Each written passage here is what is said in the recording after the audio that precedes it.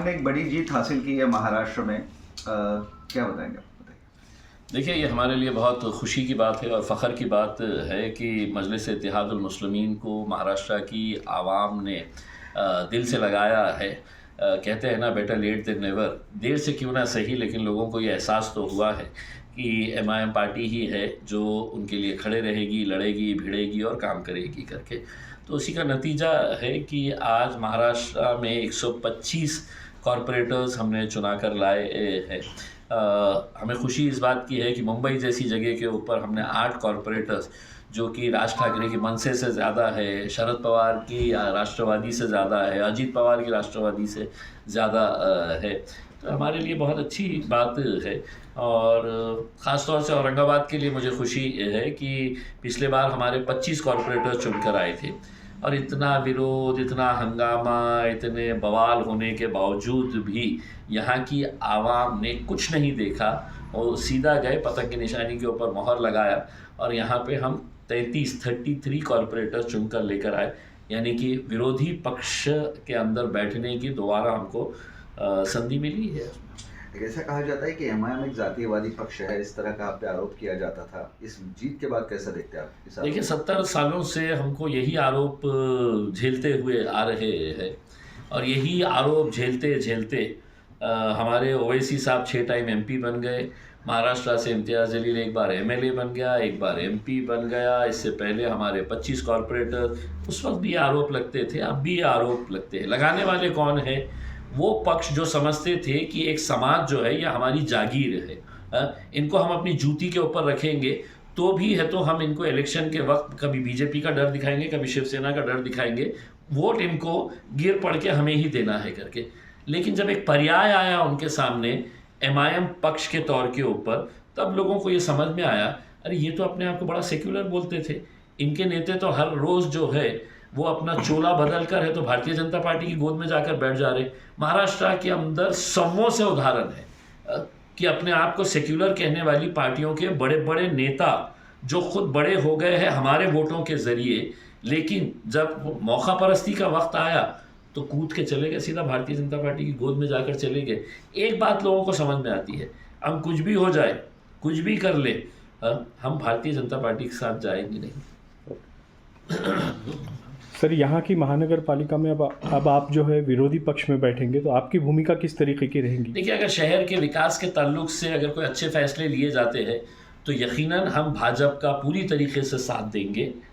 लेकिन अगर कोई हिडन एजेंडा लेकर आएंगे तुम शहर के ऊपर अपने फाइनेंशियल बेनिफिट के लिए, तो हम उसका विरोध करेंगे। जैसा उदाहरण के तौर के ऊपर समांतर जो कंपनी लाई गई थी वो इनका हिडन एजेंडा था। भारतीय जनता पार्टी के एक राज्यसभा की एमपी के ज़रिए हमारे शहर का पानी का ठेका वो उनको देना चाह रहे थे।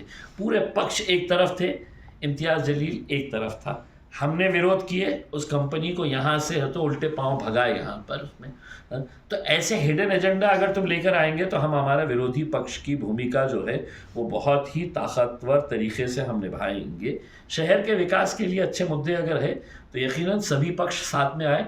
मैं पहल कर रहा हूँ कि जितने पार्टियों के बड़े नेता है वो सब एक साथ मिलकर बैठे और शहर के लिए हम क्या अच्छा कर सकते हैं। अब आपने हमारे ऊपर कीचड़ उछाला, हमने आपके बारे में कुछ बोला, आप सब भूल जाइए। अब एक प्लेटफॉर्म के ऊपर आकर सब साथ में बैठ के शहर की तरक्की के लिए कुछ अच्छे फैसले लें। महाराष्ट्र की सियासत में एमआईएम एक अहम किरदार के मौक़िफ़ में आ गई है। जी देखिए, मैं आपको यही कह रहा हूँ ना कि देर से ही क्यों ना सही, लेकिन आज लोगों को ये एहसास हो चुका है और यही वजह है कि जहाँ जहाँ हमने इलेक्शंस लड़े हैं वहाँ पर हमारी नुमाइंदगी देखने को मिल रही है। मालेगांव में 21 सीट, धुलिया में 10 सीटें, नांदेड़ के अंदर 14 सीटें, अमरावती के अंदर 11 सीटें, मुंबई में 8 सीटें, मुमरा में 5 सीटें, औरंगाबाद में 33 सीटें। तो ये ऐसे, शोलापुर में 8 सीटें, तो ऐसे अगर आप देखेंगे तो यहाँ पर हमारा कभी प्रतिनिधित्व था ही नहीं। इक्के दुक्के कॉरपोरेटर्स ये वो चुन के आते थे, आज इतनी बड़ी संख्या के अंदर आ रहे हैं। मुझे ज़ाती तौर के ऊपर अफसोस इस बात का है कि हमारे तकरीबन 7-8 सीटें अभी तक की जो जानकारी मिली है ऐसी है जो हम 200 वोटों से कम से हारे हैं। अगर वो भी रहते तो हम और जीतते थे उसमें। जो लोग नाराज हो गए थे उनको मनाने की कोशिश की गई, लेकिन इल्ज़ाम तराशियाँ और बहुतान तराशियाँ भी हुई आप पर। देखिए मेरे आपने पार्टी का बड़े सब्र का मुजाहरा किया, अब क्या कहेंगे? देखिए मेरी पार्टी का सदर बैरिस्टर असदुद्दीन अवैसी साहब, जब तक उनका भरोसा इम्तियाज़ जलील के ऊपर है, दुनिया क्या कहती है ये मायने नहीं रखता है। ठीक है, मेरे ऊपर जो इल्ज़ाम लगाए गए हैं, इलेक्शन के 2 घंटे पहले तक, मतलब लिस्ट डिक्लेयर होने के 2 घंटे पहले तक दुनिया का सबसे अच्छा इंसान कौन था, तो इम्तियाज़ जलील था। लिस्ट डिक्लेयर हो जाती है, तुम्हारा टिकट नहीं मिलता है तुमको, तो इम्तियाज़ जलील के जैसा भ्रष्ट आदमी, बदमाश आदमी, पार्टी को ख़त्म करने वाला, पार्टी को बेचने वाला, आप खुद सोचिए कि ओवैसी साहब जिनकी मेहनतों की वजह से आज पार्टी उन्होंने इतने इस लेवल के ऊपर लेकर आई है, क्या वो किसी ऐसे शख्स के हाथ में दे डालेंगे जो वो पूरी पार्टी को बेच डालेगा करके?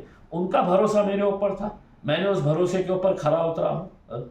मैंने उनके भरोसे को ठेस नहीं पहुँचाई है उसमें, जो कभी तसव्वुर नहीं कर सकते थे कि इतनी सारी सीटें महाराष्ट्र के अंदर आएंगी करके उसमें आई है।